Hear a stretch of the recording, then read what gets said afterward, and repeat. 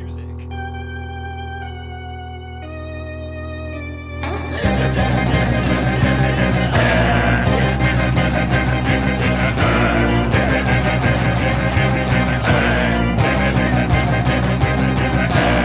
Party's not a bat, he's a man who fights crime. And we're gonna watch him fight for a minute at a time. With John and Niall and a guest who doesn't rhyme. It's Bat Minute!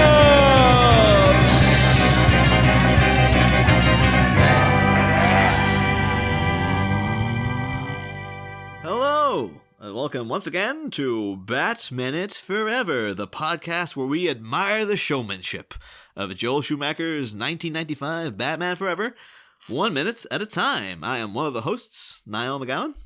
And I am your other host, the real show person, John Parker.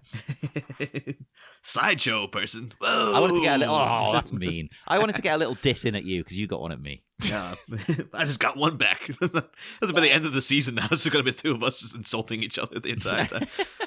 We'll never work together again. I'm the one the host who's not a dick. But anyway, one person who's definitely not a dick is the guest this week for this episode and for the final time this week, Scott Carelli. Hey everybody, I'm inviting you all to my house tonight at midnight. Hey.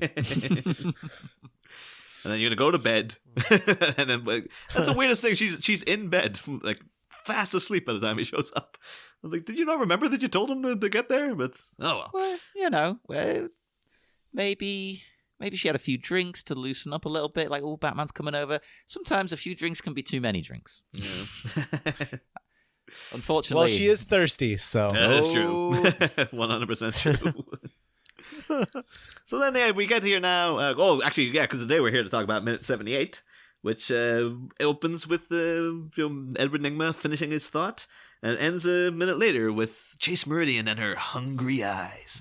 Ooh. So hungry eyes. So the first thing I have to point out is that there is a crowd of rich people surrounding Batman, beating up on these thugs, Yeah. and they are into it. Right, They are having a great time. This is you add the element to the fact that like Batman is Bruce Wayne is also rich. These thugs are probably poor. And so you just have a bunch of rich people rooting another rich guy beating up on the poors. Batman has terrible class consciousness, I'll be honest. Yeah, this scene is the worst at it though. It is. I'd never really noticed it before because it's in the middle of a big action scene. You kind of don't take everything Sure. in till you look at a movie minute by minute, and I had to pause it and be like, "What is happening? Why?" Yeah, This is so inappropriate as well. Like, this is a very dangerous situation where you all might die, and they're just really getting into it. Like, yeah, success. yeah. They're acting like they're seeing like a break dancing number or something. And all I could think of were the fights that take place in Django. Yeah, absolutely. Which is obviously without the racial implications. But it just made me think of that, the way they're goading them. I was thinking of the fight in the rich people fights in Game Night. Oh yeah. Yeah. It's so weird. Why is it? It could be though that this is so commonplace now in Gotham that like the rich are showing up, going like, "Oh, there's gonna be a big swanky party. I bet something's gonna happen, and Batman's gonna show up and beat up a bunch of guys in front of us." They should be placing bets. Like, I got 20 on the bet. So every time they like come completely equipped, like in their cummerbunds and stuff, it's just like, we got a gas mask here, we got the bulletproof vest underneath it, just to make sure we're safe when whatever happens. But like, literally like 2 days ago, the friggin' circus got held up by Two-Face. So like he's still out there. You never know, this guy might show up any second, and hopefully if he does, we're gonna get a free show out of it. Well, this makes me think as well, because what they're doing at the moment, because of again, as of recording, because of the coronavirus, is the wrestling is having to continue with no one in the crowd, which is very odd. WWE so far haven't done very well at that. AEW, the best company, if you ask me, they've managed to somehow pull it off, at least with their first show. I don't know how they made it entertaining, but one of the things they did actually that was very good was they put some of the wrestlers who wanted to work and were safe to, they tested them and that, would go into the stands. So you'd have like the bad guy wrestlers on one side, like putting bets on the matches and heckling them and shouting things and throwing trash and that, And then on the other side, you've got the good guys who are they're very wholesome and they're just clapping people on. And it was like a good little dynamic. I thought it was fun. It was a bit like that though. Well, imagine now, like this is just like this fight, but just like a random just view of empty seats in the background too. Just like. I was like, no, everyone's like, well, if any city in the world should be self-isolating, it is Gotham City. Because it's like, don't ever go out, ever. This crime wave, it might end some year, but like, don't bet on it. Well, the world of Joel Schumacher's Batman, like Gotham here, it tries to portray it as a very different place. It tries to sell it to you that it's a lot safer. People go about their normal lives. It's fun. The Burton ones, it was a horrible, horrible town. You didn't want to be there. It was like a slum. Yeah. This world's fancy and nice and whatnot, but there's still all the crime. I don't get it. Yeah, I mean, it's just like it follows the same logic as the 60s show. Yeah. It's like every single social gathering of any kind was stuck up by somebody, but they still always did it. Yeah. Wasn't that in the mid-90s too, or maybe it was the early 2000s when Grant Morrison had his long Batman run? That was in the actually mid to late aughts. Oh, okay. Oh, well, so nowhere near this time then. But no. It was like 10 years later, 15 years later, or something like that. He had the whole idea, though, of like, well, if Gotham isn't a bit more well-to-do, it just makes it look like Batman's failing quite a bit. So he would always have like, oh no, there's quite swanky areas of Gotham that are very like safe and always having like big Enigma Tech-esque parties and stuff, because they're like, well, we got to worry about Batman's around, we're well protected and stuff. Whereas the thing like Gotham, I guess it does kind of like make it look like Batman's not doing much. It's continually a hellhole, but Gotham is always at its best when it is a like derelict, horrible nightmare escape. I think so, yeah. Where I figure like Batman would blend in because it's like, yeah, well, everything else is horrible here. Of course, the hero looks like a monster. Like this makes total sense. But one thing though, like Edward Nygma, honestly, he finishes this thought now of like, oh, the difference, showmanship. And I was just like, so this guy wants Two-Face to be more of a showman, apparently. Like he's just like the friggin' zebra-skinned hot pink half suit. Ain't enough for this guy. He's like, no, you gotta up it even more. Yeah, you gotta sell it. You've got to live the garment. So next time you see Two-Face, he's just really like, throwing himself across the room and stuff. Is this what you want, Eddie? That would be cool. I want to see him just get worse and worse and worse. But of course, yeah, then we got like a lot of now we have the dance of Batman here, and Two-Face again, really, really like orgasmically enjoying his drink, like really giving it a nice little head shake, like oh that's good and stuff. Oh yeah, tasty. And of course, then outside, Alfred still not in the car, still like standing to attention. I guess I can forgive it at this point because he knows Dick Grayson is going to be coming. Yeah. Because Bruce Wayne's already been on. And at this point, it does seem like, yeah, Alfred is very, very complacent or even encouraging in, like, I got to hook this guy up with a partner. He's encouraging it. He is creating Robin. Yeah. Because this is, like, when it was during the whole, like, oh, one day Robin will fly again, I promise you, and all this business, it seemed like it's almost as if he knows this guy's going to become a crime-fighting vigilante or something.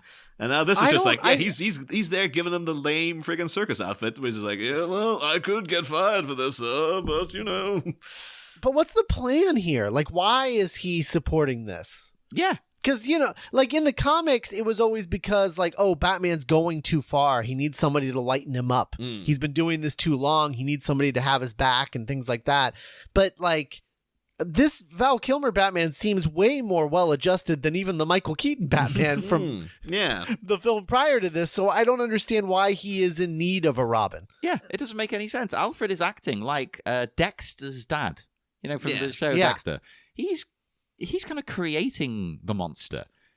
Right. He seems to go, well, he's going to turn to this anyway, so I might as well help him along. Is he, though? Well, that's the thing, because Yeah. in his interactions with Dick Grayson, they're so slight in this movie. It's always Bruce saying, like, you shouldn't be doing this. You don't go down that path of vengeance. And then Dick Grayson's just like, I'm becoming a costume hero anyway. And Batman just been like, all right, okay, I guess we're doing this now. It's right, Scott. Like, yeah, there is no reason for this version of Batman to have a Robin. Like they would do in, Batman Dark Victory. Is the whole point of that is like Batman let, Harvey Dent get close to him. And he trusted him and he considered him a friend. Then he turned into Two-Face. And throughout the beginning of Dark Victory, he's just like, I've completely cut myself off from everybody. Like, this is my responsibility alone, and how damaging that is to him.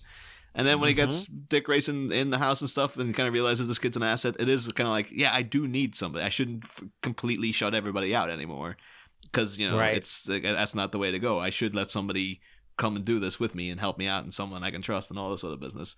But yeah, this Batman, he doesn't have any connection with that. He just seems to be Even in New Frontier, the idea there with Robin was that he's Batman and he's doing his Batman thing, and at some point he like terrifies this child who is too scared to like leave a burning house or something because they're too scared of Batman. Yeah. Like that's the thing. And so he has to like forcibly get the kid out of there. And then when he creates Robin, he was like, I got into this Batman thing to scare criminals, not children. Yeah.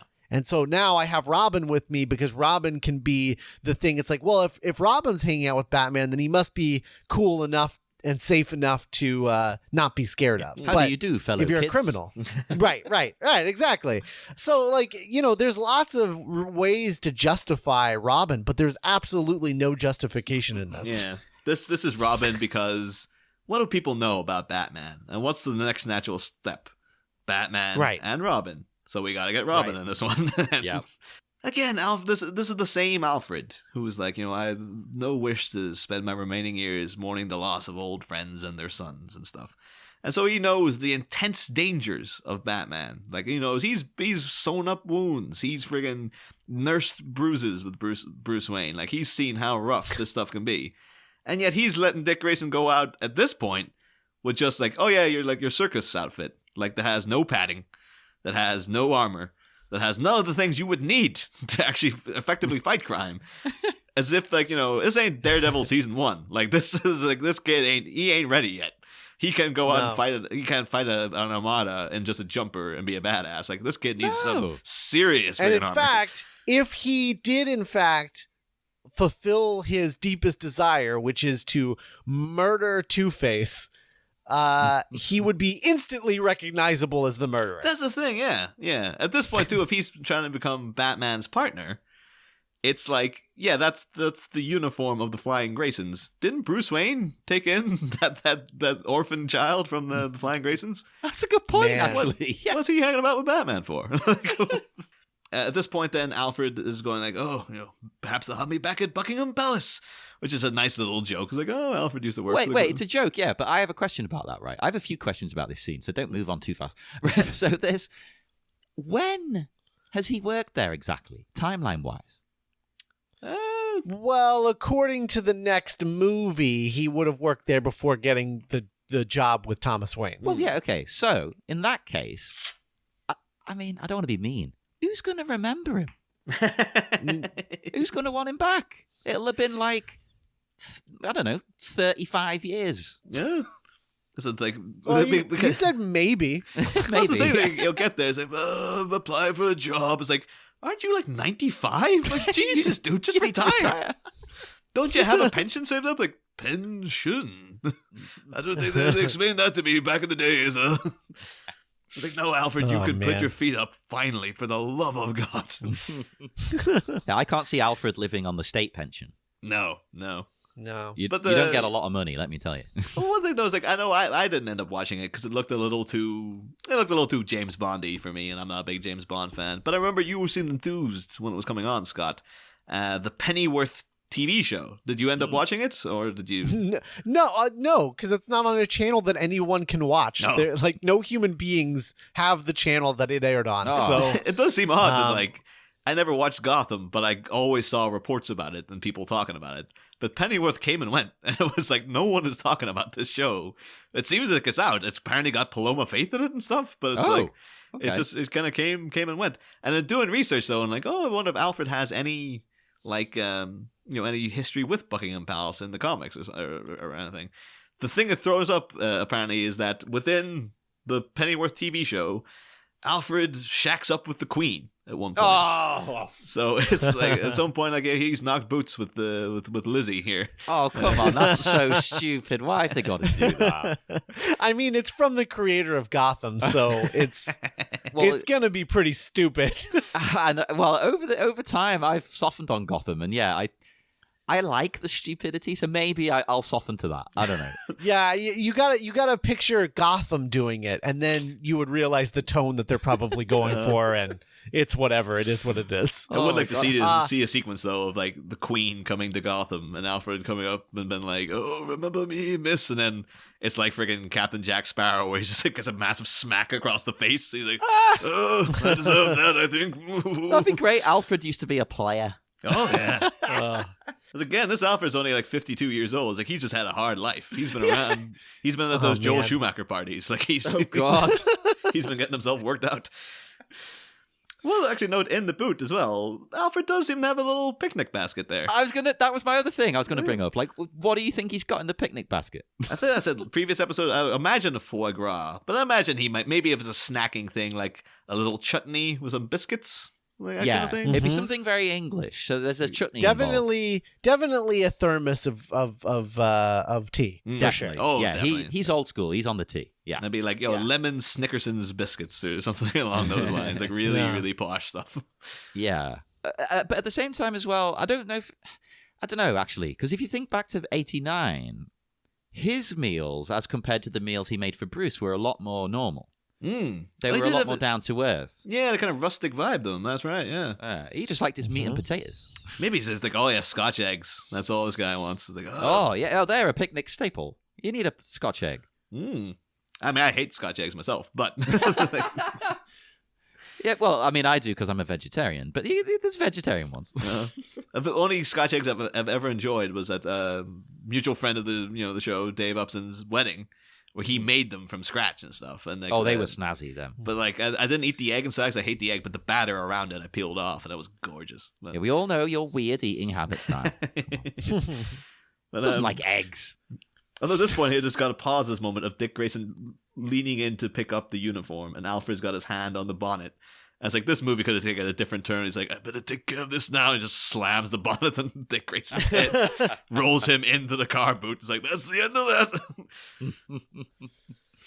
that. I will. There's this moment in the fight around 22 seconds in, that is sort of a recreation of a moment. That is a much larger moment in the original Batman. Yeah. And here it's like a little mini version of that moment. Where the thug like shows off his fighting skills solo, and then Batman just like takes him out really quick. I think, remember at the beginning of the movie too, there's a guy jumps out and he's doing the little sword maneuver and he runs towards Batman, and then Batman just kind of steps out of the way and throws him into the guy he's previously electrocuted. I think back in those minutes we were like, I wonder if it'd be great if it was the same guy from 89. He's buffed up. He's ready to face Batman again. And now this is him once more. He's like, I'm going to get him this time. Oh, and Batman's great. just like, nah, bro. I'm just going to use the same damn moves on you again and again. We need that. That would be so funny. So I you do ever- love the whole indie-esque sort of move. Yeah, just watch this goon show off and then just kick him right in the damn Oh, face. yeah. Bam! It's 100% a Raiders move. Well, that's the thing, though. Looking at that guy playing Batman, that ain't Val Kilmer in that suit. Like, that's No. like friggin' Robert Zadar has come in to play Batman. or Totally something. different chin. Yeah. Yeah. He looks great in the suit, though. Arguably better than Val Kilmer. Well, I agree in some ways, but Val's got the lips. You need the lips to be Batman. This guy, they made the trade-off. It's like, for the distance shot, we need the chin, but The for chin. up close, Yeah. we need the lips. Well, I can't. To be fair to this guy's lips, we don't have a really good view of his lips. He's moving so quickly, so his lips could be fine. Maybe. Who knows? But you need the pout. You need the pout. But the animated Batman, he's all about the chin. Yeah. Yeah, that's true. I'm 99.9% certain that the reason Ben Affleck was cast was just like, well, look at that chin. Like, that is the Batman chin. Also, I think, though, John, this might be quite dated, potentially even more dated by the time this episode actually comes out. But as I recall, in our long Halloween coverage, we did the issue where Poison Ivy is sort of seduced Bruce Wayne and is living in Wayne Mansion and has her under her spell. And throughout the casting option of like, oh, Ivy in the future, word on the street is now, like the one everyone seems to want, because she's hot property at the minute, is Ana de Armas. Within that same week, it turns out Ana de Armas and Ben Affleck are now an item. So it's like, oh, it's kind of appropriate that she's going out with the previous Batman now. Oh, no, that makes me worry that they won't cast her. Hollywood's fickle. I don't think that'll matter a bit to them. I think that'll be just like, oh, well, whatever. Depends. It depends if things went even more south with Affleck than we know. I really feel for him. And I'm not the biggest fan of his in general. Like, he's fine, he's all right.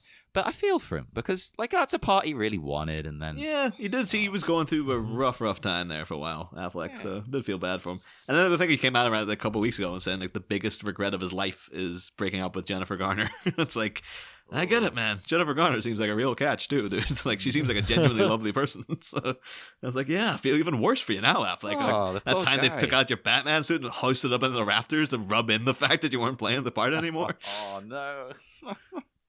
But actually, talking though, in the previous minutes, we were talking about the waste of potential of the box and whatnot. In the original draft, they do have a lot more going on with just weird things you could be doing with it.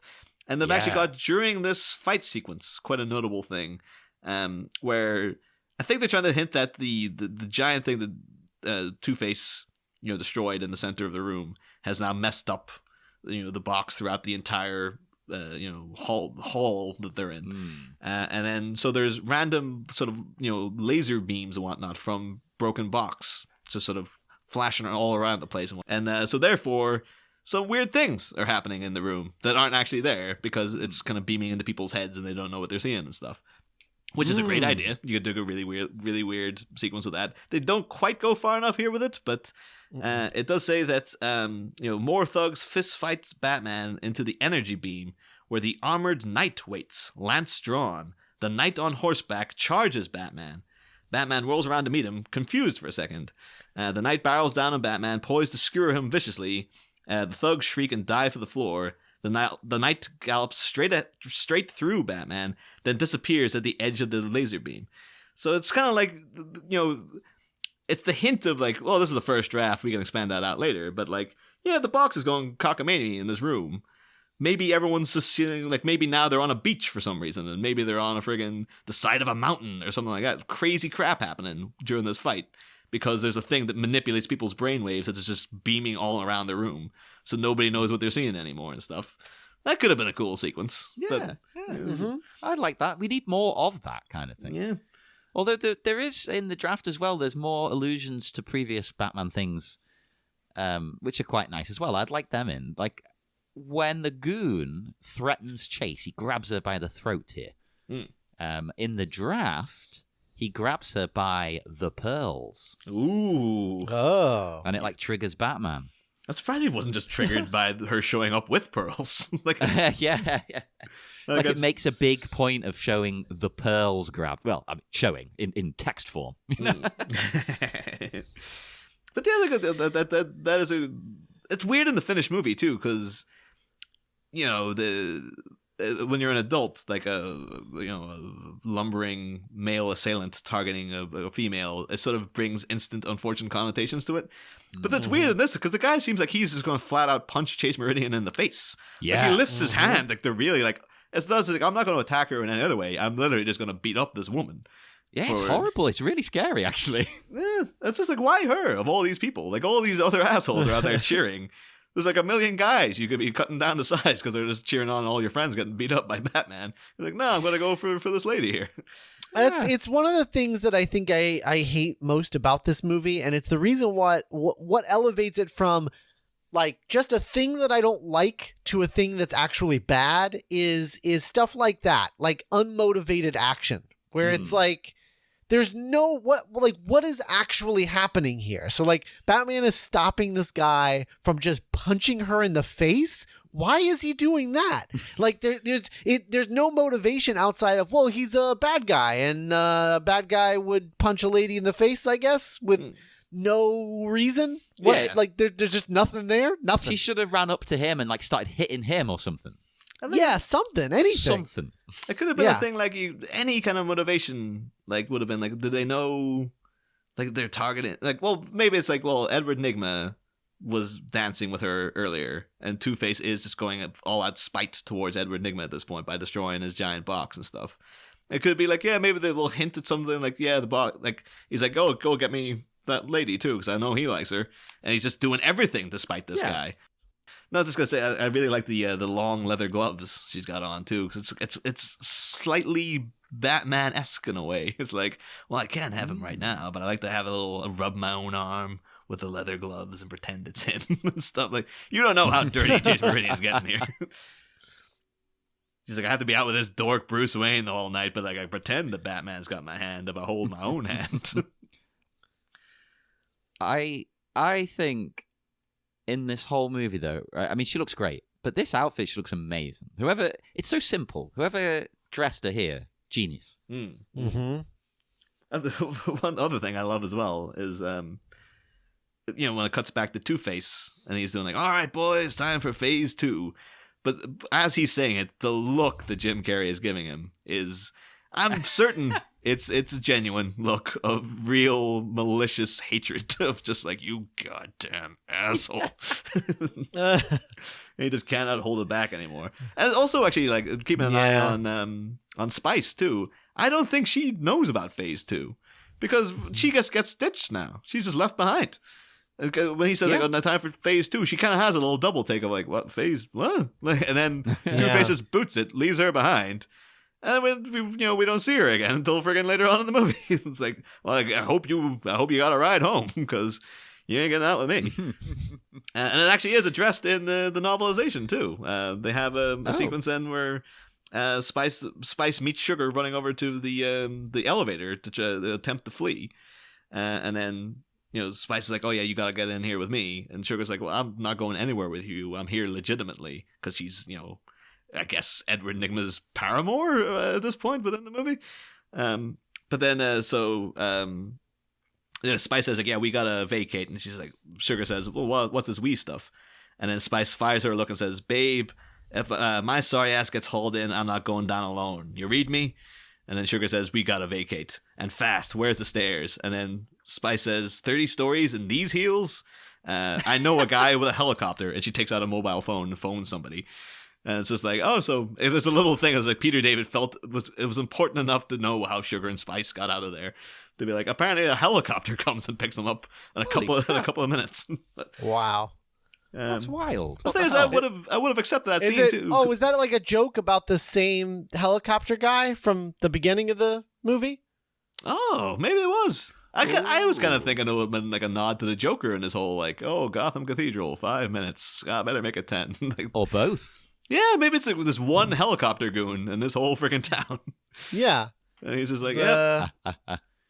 Well, I've got job security. I'm the only goon with a helicopter license. You've got to specialize if you're in the goon business. Yeah. Keeps you in work. I think the helicopter goon made it too. Like he was like all the goons, all the Joker's guys just got away in the end. It's like, well, that's the end of him. See ya. Bye bye. Actually, there's something in this minute as well that I forgot to mention earlier in the minute that is a callback, technically, I think. Because Dick says to Alfred, he's emergency, Alfred. Isn't that what Bruce just said to him in the last minute? Yeah. Yep. Mm-hmm. So that sounds familiar. More allusions to he's becoming Batman. Mm-hmm. So I like that. That's pretty cool. Yeah. Little callbacks. I think they should have done even further callbacks, like we're saying. Go further back into the movies. Connect the movies. You don't have to do it over the top. Just little things to let us know this is the same world. Because it doesn't feel like the same world. It's like someone who pop in their head out going, this is the worst party I've been to since the Masquerade Ball of 1992. But of course, on his way out though, Chase Meridian gets a little audience with the Bat here, and gives him a little kiss. That's cheeky. She's on a date. Yeah, what if Bruce Wayne was right behind her right now? I wonder if that's going through her head. It's like, he could be right here. But she doesn't care. No. That's the thing, too. You ever see Nicole Kidman in interviews? She's always bragging of, like, I think it's because maybe she knows that it's a bit of a duff role. And she's just like, oh, I gotta make it seem like it's something. So she always boasts that, like, I'm the only girl in a Batman movie who gets to kiss Batman. Hey. And it's like, I guess, like, they didn't, Vicky and him didn't, you gotta think they're kissing at the end of 89 when they're hanging off the bell tower together. Like, once the Joker's fallen and stuff. I don't think they're in silhouette, though. You can't really see what's happening. And then, Catwoman, of course, just licked his face. So that doesn't count. So I guess technically, yes, Nicole Kidman is the only person to formally kiss an in-costume Batman in a Batman movie at this point. That's crazy. That's mad.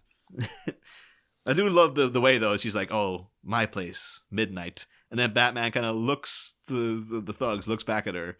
And there's almost like a slight vibe of like, if I got like 30 seconds, we could finish this right now. There's a whole bunch of free booth right here. Just give me a minute. And she's very forward. She knows what she wants. She's putting it out there. Yeah. That's very, in your face. Like, come to mine at midnight. If you're going to someone's at midnight, there's only one thing that's happening. You have to present to the universe what you want and hope that things will be delivered onto you. Yeah. So, there you go. Yeah. And she is again, because like, I mean, we covered it time and time again, but like, just the thirst in their eyes. Like, she's really like, this is kind of thing. It's like, I don't know if she's going to keep herself going until midnight. She's like, I got to. That's why she's asleep. Yeah. She's like, oh no, I took care of that a long time ago. And like, it is like full on, like it's almost like porno level acting, isn't it? I guess it's indicating to her as well. It's like, it's what is it that she likes about Batman? So it's like, well, she was horny on the rooftop when it was just him with like, she was getting to rub the bat nipples and stuff. But this is like, she's seen him in action. So now it's like, is she attracted to the violence of him? The fact that he's beating up guys and stuff? Is that part of the kink? She's like, I just like how rough and tumble. I like to see the fact that he's like got blood on his knuckles and stuff like this. Like, well, I think that's meant to be part of the joke almost, that like, consider her job, but then she's also got a lot of strange underlying kind of things she's into. mean, that's the reason why I was comparing her to Harleen Quinzel, because if Harleen Quinzel was like this rather than the way that she's typically utilized or presented as, which is a very respectable doctor who just happened to fall in love with one of her patients. Oh yeah. Which is ridiculous. Whereas if she was like this, you would be like, oh yeah, no, I get why this character would fall in love with the Joker. Yeah. Or really any crazy person. I'd love to see her pursuing the Joker. I think that would be really cool. It would make so much more sense if this was a Harleen Quinzel type rather than the way that she's typically presented. Yeah. Yeah. Okay, though, they brought back the Joker in the 90s, and there's a saying to Nicole Kidman, the press has to be like, so we all know Jack Nicholson's a sexy guy, right? And then she's like, God, no. No. And then, like, 10-year-old me's just like, my ears prick up. I'm like, I'm not going to think that he is sexy for the next 20 years of my life after this. Hey, Niall, if you think he's sexy, you do you. Well, it's not so much that I think he's sexy, it's just I thought that everyone else agreed we're upon. not here to yuck your yum, okay? Yeah. But, one thing, though, I do genuinely love, and I've been making fun of him the whole movie, but, like, I love it, though, is just Tommy Lee Jones getting paid by the this elevator. Like, he's just stopping to do just nothing. Like, he has a little turnaround, like, and then pops in. And then does this little sort of like, his clothes and go like, meow. Is that him? Did he like have a conversation with Danny DeVito, and Danny DeVito was like, you just make noise all the time. That's what they want. It worked for me. You just keep making noises. It doesn't matter what they are. Just keep doing it. People will love it. I love it though. It's great. But everyone blames Tommy Lee Jones for like, he's just copying the Joker and stuff. He's like, no, he's been copying the Penguin this whole time. It's just, you couldn't tell that Dan DeVito wanted to jump around and do all this goofy stuff because he had that giant penguin costume on that he could barely walk in. So he's like, if I didn't have that, I would have been leaving around the whole goddamn set. Has there been a single Two-Face minute that he hasn't done a noise like this? I don't think so. I don't think there has been. I think No. it's every minute. I respect it though. It's just like it's a real like. Well, this is the note I've got. Nope. Here you go. It's just like you just imagine Joel Schumacher's like, Nicole horny, Jim wacky, Tommy yeah. It's like, Why did Tommy Lee Jones agree to be in this movie? Why? Why? We do actually have the answer to that, don't we? I Yeah, believe we brought it up was earlier, entirely yeah. it was entirely just to keep his son happy. His son Yep. Austin, who he just knew. Ugh. Like, apparently, Tommy Lee was a Batman fan back in the day. He'd never heard of Two-Face before, and then I think he saw his son playing with the action figure, and his son was like, "Oh yeah, Two-Face would be a good role for you and stuff." His son was 11 at the time, so like, I mean, what do you man. know? But Maybe don't take career advice from your children, everybody. And maybe don't take casting advice from children. Yeah. this is just like Kent Brockman's daughter, though, just like, "Oh, Daddy, that is boring. Talk about the dolly." Well, you were right about the Berlin Wall. This is Tommy Jones like, "Oh yeah, okay, I'll literally play Captain America himself in 1990 if this kid asks me to." Wow. But, Well, that is the end of the minute, though. He scarpers, Yeah, doesn't he? that's And it. that's clearly a ruse, though. Oh, he's got a plan. What's he gonna I do? think it's he's again. There's nothing suitable. There's nothing subtle in this movie. So you think he would be a little bit like, instead of just declaring to the whole room time for phase 2, kind of purposefully waiting for Batman so he sees that he's in the elevator and then Yeah. doing a little like, "Come and get me." You think he'd try to play this cooler, but he's not so much that Two-Face is an idiot. It's just that this movie is kind of stupid. So And he's an idiot. yeah. But yeah, that is kind of the end of the minute. Do you guys have anything about this minute in particular you want to? Chase Meridian really into the way that Batman climbs boxes. Oh yeah, that reaction. Yeah. She's like, wow. But this time of week though, you've sort of alluded to it already, Scott. But we always just sort of give the guest the floor to talk about their opinion, their history with the movie and their opinion on it in general. I suppose you were age appropriate. Might have been the type who got wrapped up in Batman Forever Mania back in '95. Like, I absolutely did. Like, I got, all the toys and cups and everything from McDonald's, and because I was like 10 years old when this came out. I was so obsessed with Batman Forever. It's the only thing that I wanted to see or watch any sort of entertainment of. And so I would get so desperate that QVC, which is a home shopping network here in the States, QVC had these Batman Forever specials where they were selling like merchandise from the movie and like props and stuff as well, like prop replicas and things. And I would watch that for hours and hours because I just wanted Batman Forever content. Like, that's all I wanted. And I was either watching that or behind the scenes, like, specials on HBO. I would watch those over and over again. I taped one and would watch it all the time. Or I was watching Batman the Animated Series, or the two Tim Burton movies on video. But like, just that was my life in 1995 was this movie. And it's nice to know that your enthusiasm for Batman Forever and your love of it has not wavered in the years since. I mean, what's funny is I didn't know that this movie was bad until well beyond Batman and Robin coming out, because even Batman and Robin, I was the right age for it. I think I was like 12 when that came out. I loved it. Yeah, so I still really loved it and thought it was so fun. And then it wasn't until way after that, like post prequels, it was like the prequels were coming out and people were like, "Oh, these are bad," and I'm like, "Oh, are they?" And then I'd look at them, I guess they are kind of bad, I guess. And then it's like, you know what else was bad? Those Batman sequels in the 90s. And I was like, were they? And then I watch them again. I was like, oh, I guess they are kind of bad, aren't they? And that was like when I started realizing what bad movies were. But at the time, yeah, I loved it. I loved this movie. I couldn't wait to watch it again every time I watched it. I watched it on a loop.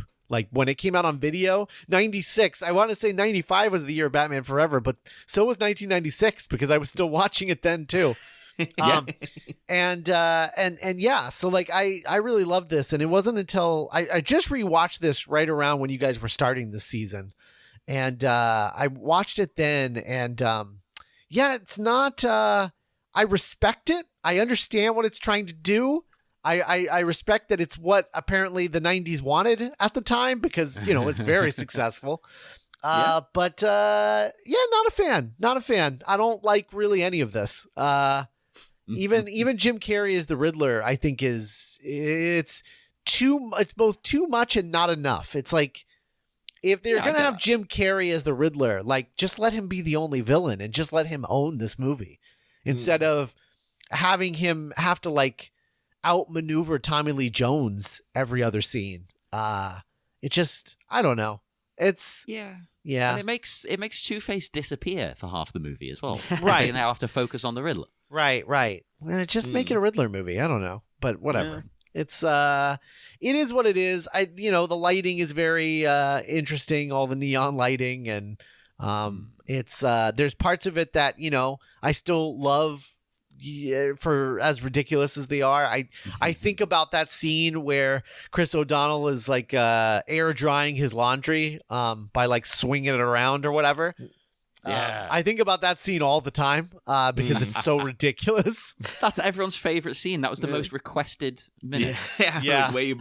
I think John's partner Lowell managed to get it like very early on, but ever since I've just been constantly like, when booking guests, like, oh, any minute in particular you want, like, oh, have you got the laundry scene? Like, no, laundry scene's long gone. Sorry. But, awful.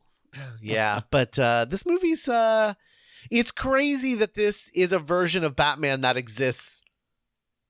Like, that's it. I just think that it's crazy. I just think that's nuts that this happened. This is a real thing that exists and happened, and we didn't just get one of them, we got two of them. And isn't that a wonderful thing at the end of the day? It is, in a way. It is. Yeah. I will say that the people who say, well, like, Batman Forever is pretty good. It's Batman and Robin that's bad. Those people haven't seen Batman Forever in a long time, because they are just as bad as each other. It's just that Batman and Robin is a little it's unapologetic about it. It's like, yeah, no, this is a bad movie, and we're just gonna revel in how bad it is. Whereas like this movie feels like it's a little bit in denial, but they're both bad. Yeah. Okay. I think like my thing is like I still believe there's the kernels of a really good Batman movie in here. Oh yeah, definitely. But it's just at cross purposes. It's like, you could have built something great, and then for some reason you came in the other side with like, but what if we made it a bit stupid and sort of dopey and like bright and like the 60s show and stuff? It's like, these two things should not mix. Like, you're messing up your perfectly good thing here. Yeah, I mean, the thing about the 60s show is that it was a comedy. Like, that was the show. The show was a comedy. And the problem is that it seems like Joel Schumacher didn't understand that the show was aware of itself. Like, he thought like, oh, they were just doing this really big theatrical thing, and it was totally by accident, but man, I loved it. And it's like, well, no, they weren't being genuine. Like, they were making a comedy. They were like, isn't this hilarious? This is ridiculous. It was a satire. Sequences like Adam West talking to Batman on the phone in exactly the same voice with Commissioner Gordon, just completely buying it. It's two different people and stuff. People do forget. They say, some people talk about the 60s show like, oh, that was silly, that was stupid. It's like, yeah, it knows it. It's supposed to be. Yeah. But whereas this just feels like it's genuinely trying to update that rather than be aware of itself in any way. And so there's, I don't know. But then there are certain lines where it's aware of itself, like, Edward wanting to sell the movie rights to this. And like feels Holy Rusted Metal Batman. And Holy Rusted Metal and all of that stuff. But, in general, I don't know. It could have been more fun, I think, than it is. Definitely. But, I think the only thing now to do is to reveal the answer to the riddle, of course, from Monday's episode. And so I'll give it to people one more time. Riddle me this. You have me today. Tomorrow you'll have more. As your time passes, I'm not easy to store. I don't take up space, but I'm only in one place. I am what you saw, but not what you see. What am I? Memories. That's it. You got it, Scott. Oh! Bang on the buck. Oh my god, that means you are exempt from the coin toss. Because if you failed, I would toss a coin to decide whether you get to live or die. Oh, I got it. Because you got it right, you're exempt. Yeah. Yay. I got it. I was close. I was in the ballpark with the other ones. Yeah. But you had to say it. You had to say it a second there. time. Yeah, you had to say it a second time, and then I was like, "Oh, I got it." Okay. But anyway, thanks for coming on, Scott. Of course, you are more than welcome to join us as we descend even further into Batman and Robin next season. So, I'll be there. Wouldn't miss it.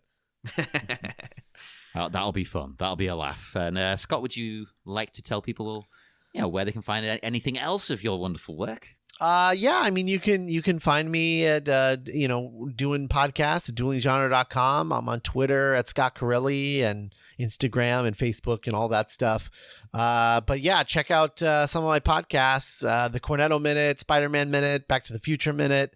And those are all my minute podcasts. And then I also have the Doctor's Companion, which is a Doctor Who podcast that, is, I think, currently on hiatus, but we'll be back soon. And Theme Park This and Geek by Night and all that stuff. Check it all out. I appreciate everyone who does. Do that, everybody. Do it. It's all wonderful. And come and speak to us. Facebook, Bat-Minute Listeners Cave. Twitter, Bat-Minute. Instagram, is it the Bat-Minute? it is the Batman. Yeah. The Bat-Minute. I couldn't remember. Because we couldn't get Bat-Minute. Some jerk got Bat-Minute. So we're the Bat-Minute. And then we're on Patreon, TeePublic, all that stuff, But if you could leave us a review on iTunes, that'd be very helpful. It helps the show. Every time we get a review, the number does jump. It's as if, it's more visible to people or something. It's bizarre. That's how their algorithm works. But it seems to just really shove it in people's faces if you get one new review. So, very helpful. Yeah. And we will see you again next week for more Bat-Minute Forever. Woo. Bye. Bye. Next time. Oh, shoot. There's perilous pursuing and a jeopardous jump, but it seems like the Batman's been taken for a chump. The race from the reception has led to a diabolical deception, but can our perplexed paladin withstand the blast of his two-faced tormentor's bad case of gas? Find out next week. Same Bat Pod, different Bat Minute. Ba-da-da, ba-da.